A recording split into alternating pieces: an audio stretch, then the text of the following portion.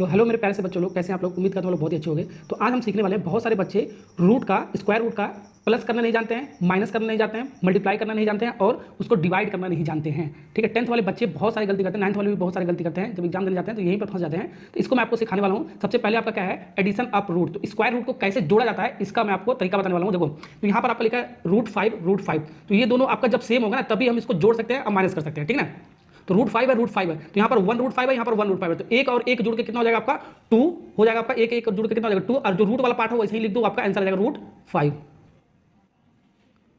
तो एक √5 और एक √5 मिलकर 2√5 हो गया आपका। यही आपका पहले वाले का आंसर हो गया, यही आपका पहले वाले का आंसर बन गया आपका। अब सेकंड क्वेश्चन क्या आपका 2√5 है प्लस 3√5 है। √5 और √5 आपका सेम है तो इसको जोड़ सकते हैं। ठीक है ना, तो 2 यहाँ पर है, 3 यहाँ पर है, तो 2 और 3 मिलकर कितना बच्चा हो गया आपका 5 हो गया आपका। 2 और 3 आपका मिलकर हो गया 5, तो 5 लिख जाओ और √5 को सिर्फ एक बार लिख देंगे, यही आपका आंसर हो जाएगा √5। तो ये इसका आंसर हो गया आपका।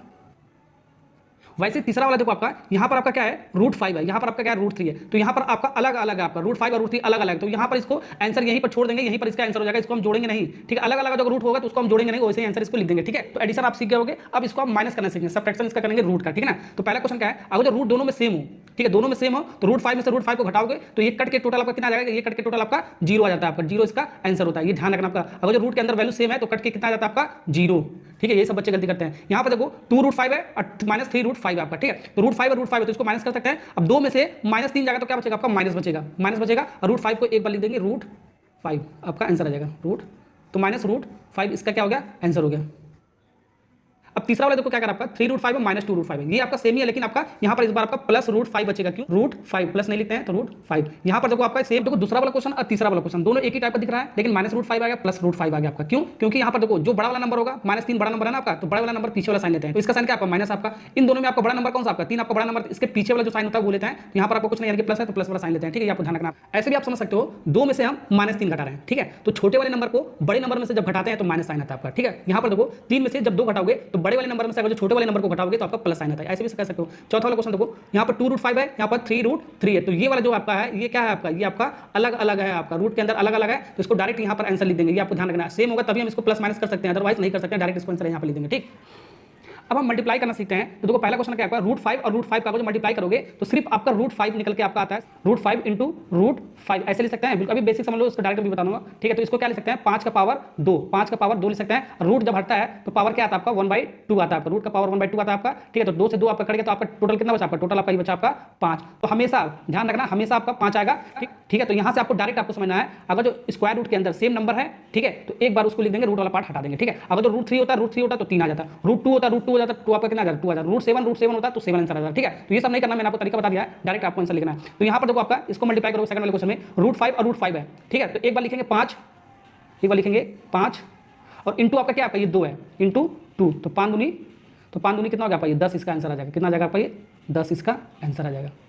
ठीक है, वैसे तीसरा वाला क्वेश्चन करेंगे, √5 और √5 मिलकर कितना आ जाएगा आपका 5 आ जाएगा।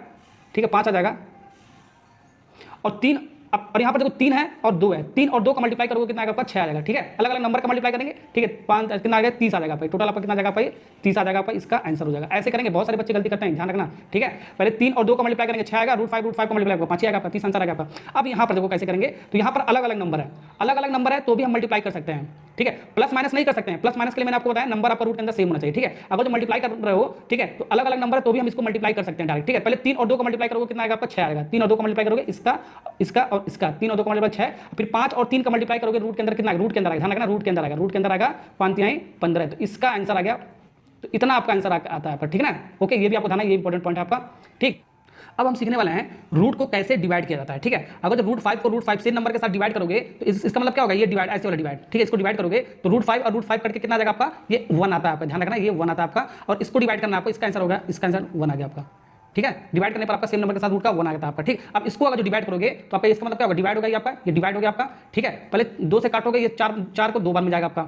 ठीक है, ओके, अब यहाँ पर आपका कैसे लिखेंगे इसको, देखो 2 हो गया और √12, 2√12 बच गया आपका, 2√12 यहाँ पर बच गया।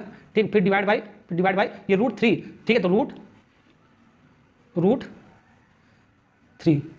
अब इसको हम कैसे लिखते हैं, ध्यान रखना, इसको हम कैसे लिखते हैं, ऐसे लिखते हैं, देखो इसको 2 ऐसे लिख लो। ठीक है, इसको पूरा ब्रैकेट के पूरा रूट के अंदर लेते हैं, पूरा रूट के अंदर 12 डिवाइड बाई 3, फिर 3 चौक को 12। ठीक है, कट गया ना आपका, तो यहाँ से आपका आंसर कितना आ जाएगा आपका, यहाँ पर लिख देता हूँ 2√12 2√4 बता रहा था ना ऊपर, नीचे कुछ नहीं बचा। तो ये इसको थोड़ा सा और सिंप्लीफाई करके लिख सकते हो, इसको 2 लिख सकते हो। 4 का स्क्वायर रूट आएगा आपका कितना आएगा, आपका 2 आता है, तो 2 और 2 का मल्टीप्लाई कितना आ जाएगा बाबू आपका, ये 4 आंसर आ जाएगा आपका, ये 4 आंसर आ जाएगा। यहाँ पर भी आंसर लिख सकते हो, यहाँ पर भी आंसर लिख सिंप्लीफाई करते हैं, ठीक है। तो यहाँ पर आपको समझना है, ठीक है, ये दोनों रूट को सिर्फ एक बार रूट लिख देंगे और इसको डिवाइड कर देंगे, जो भी काट पीट कर हम आंसर लाएंगे। तो उम्मीद करता हूँ आप सारा क्वेश्चन आप समझ गए होंगे, रूट को कैसे जोड़ा जाता है, माइनस किया जाता है, डिवाइड किया जाता है और मल्टीप्लाई किया जाता है, ठीक है।